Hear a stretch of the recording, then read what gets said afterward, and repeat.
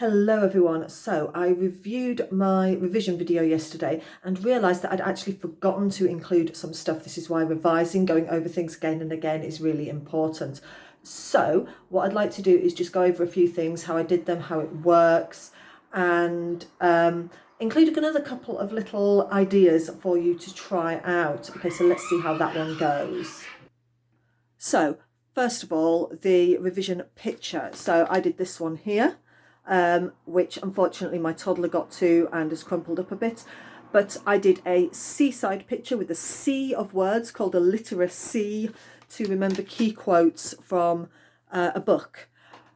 You can use this for any topic. This is why I've not just stuck with science, to show you how it works for other topics as well. So let's see how it does work for a science topic. Let's show you photosynthesis. Sorry, it's just me doing the video today, so it's going to look a bit awkward. So okay, we can see the bit of paper. What I'm going to do photosynthesis is about plants. So I was thinking about doing a picture of a tree. Okay, let's see how that goes. So I've very quickly drawn, as you can see, the basis of a tree. My art is not as good as what your art probably is, but that's okay. It shows you that you don't have to be a good artist to be able to do this. So long as you can close your eyes and see the picture, it's fine, it'll work. So I've found a green biro, so let's just check it works. Yep. And now I'm going to put some facts about photosynthesis as being the branches of the tree. So I'm going to start off with a sort of photosynthesis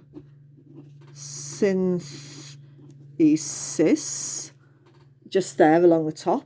So I'm really hoping that this video unmirrors now, because if it doesn't, that's going to look really weird. So I've got photosynthesis on there. What sorts of things do I need to know for photosynthesis? I'm going to need to know the photosynthesis equation. That's a really good one. So I'm going to pop down here CO2 plus H2O makes C6H12O6 and O2. Those of you who are interested in chemistry, you might want to try balancing that equation now. Those of you who aren't interested in chemistry, pause the video if you are and do it. Those of you who aren't, 666. Okay, it's an easy one to remember, that one. We might want to write it as well. Carbon dioxide and water. Remember, all reactants on the left and all products on the right of the arrow makes glucose and oxygen. Okay, so once you've done that, you might notice that that is the reverse of the respiration equation. So if you can do one of them, you can do the other one. You just have to flip it around. What else might we need to know? We might need to know something about a chloroplast. So let's do that one here. Chloroplast. From the Greek chloros, meaning green. It's where we get the word chlorine from as well, because it's a green gas. So chloro means green. If you ever get a bit stuck, just remember that. And let's draw a bit of a picture of a leaf. So we've got leaf structure, we've got the epidermis, and then we've got all these lovely regular cells which have got lots of chloroplasts in, just underneath that lovely waxy epidermis. Then we've got our spongy mesophyll layer with lots of air holes, and then we've got our bottom layer which has all these stomata, these little holes, and the guard cells around them. So let's finish that one off.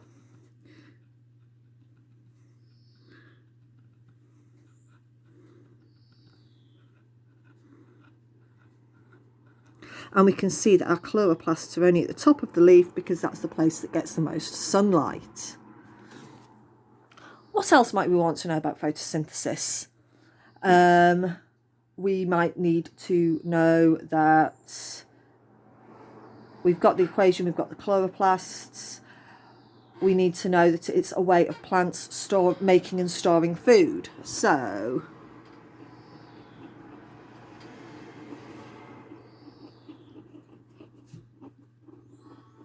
we need sunlight. The reason why we need sunlight is because we're storing energy here, and so we need to take in the energy from the sun to store it. What else might we need to know about? We might need to know about the sunlight is the thing that leads trees to lose their leaves in the winter because there's not much sunlight, okay? So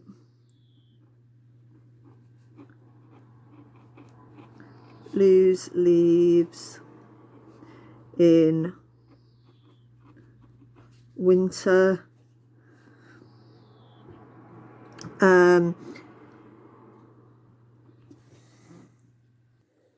Okay, so I paused the video while I finished it off. So as we can see, I've added a few things like where we get the oxygen and carbon dioxide from.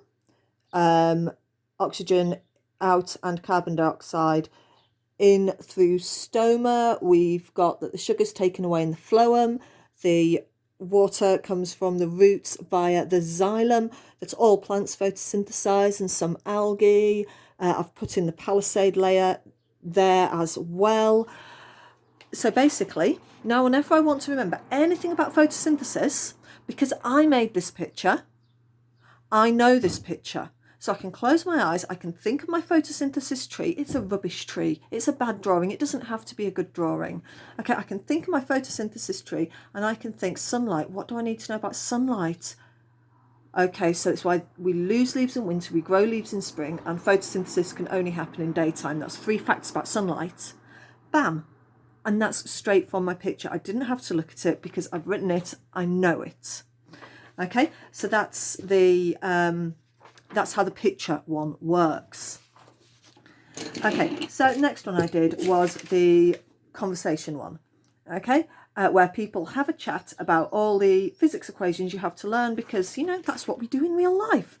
Now you might think, yeah, that's not quite how I want to do it. So I'm going to move on to the next level of conversation skills, which is where you actually get to teach it. So if you are struggling and you think, I can't write a dialogue about this, it's boring. And your parents are like, ooh, what have you done in school today? I mean, my parents do it. I do it to my kids. Oh, what did you do in school today?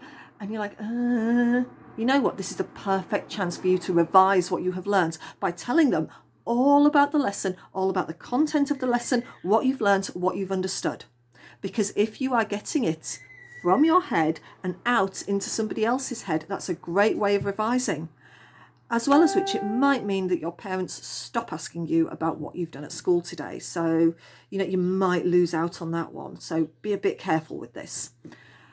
The final one I did was music, and I did a song that you probably already know, Frère Jacques. But you sit there and think, but hang on a second, I really, really want to learn more about, I don't know, tests for chemicals. How am I going to remember that? There are no songs about that. Well, there's a bit of a saying in the reading world. If you want a book that hasn't been written yet, you can always write it yourself. And that's what I'm going to suggest you do with the music. You can take a song that's already in use. Now, this is why I used Frère Jacques, because I know that's out of copyright. And I tend to use songs that are still in copyright when I do a nice revision song. However, it turns out, because I did look up the copyright law after last night when I did a huge change of plan about what I was going to play for you, looked up the copyright law, and it turns out that if it is either A, a legitimate parody, or B, for educational purposes, you are fine. You can use that thing without infringing on the copyright law. Excellent. So I'm now going to go and show you how I write a song using a song that already exists, and then we'll go through it and see if it works. Okay, so I'm sat at my piano and I've thought about what song everybody's going to know. Chances are you might not know the classical piece that I pick. Chances are you might not know the songs from the 80s that I enjoy, or the 70s. So I thought, I know what song everybody knows and what I have the music for. So I'm going to do All About Inside the Atom to the tune of Let It Go. All right, let's see how that's going to work. I have not done this before. This is you seeing how my mind sort of works out how to do a nice creative song, as it were. Okay, so here we go. The snow glows white on the mountain tonight, not a footprint to be seen. The proton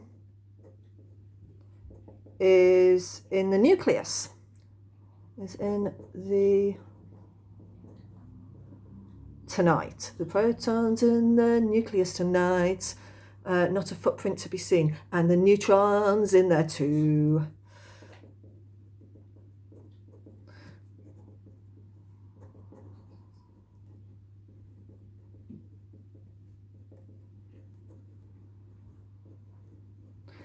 They hold all the mass, so I think that's going to be our next line.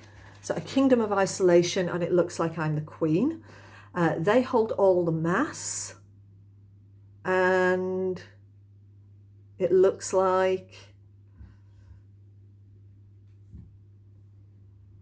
hang on a second, I'm going to pause the video, write a bit more, and then we'll come back to that, because otherwise you're just going to watch me sit here going, what can I put there, okay?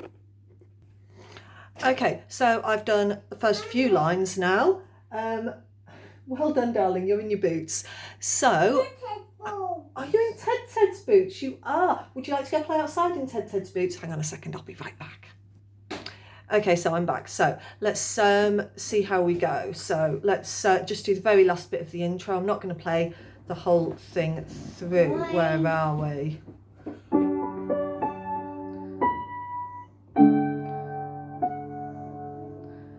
The protons in the nucleus tonight, and the neutrons in there too.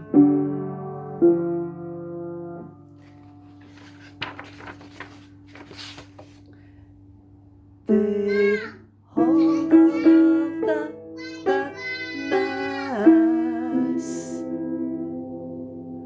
but take up so little space. Electrons flying round the nucleus in shells. They are so small, they have no mass.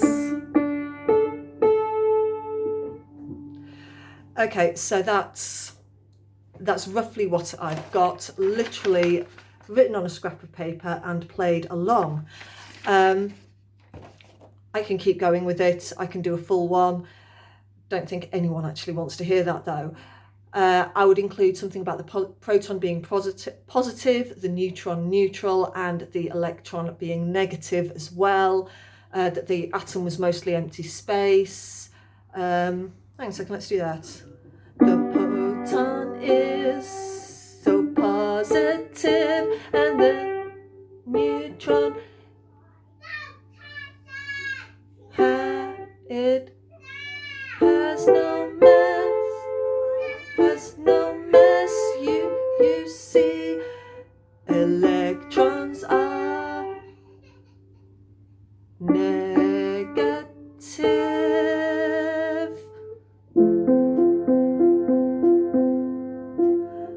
And that's the charge. So you could do something like that. Hopefully now, whenever you watch Frozen, you will remember the key points of the atomic structure. That's because I can remember songs really easily. That's something that I would do to help me. Good luck if that's what you like to do. Rewrite your favourite songs, listen to songs on YouTube, it will help. But try mix, try the mind maps, try the pictures, try the conversation and teaching someone else, try the music, try a bit of everything and see what sticks in your brain the most.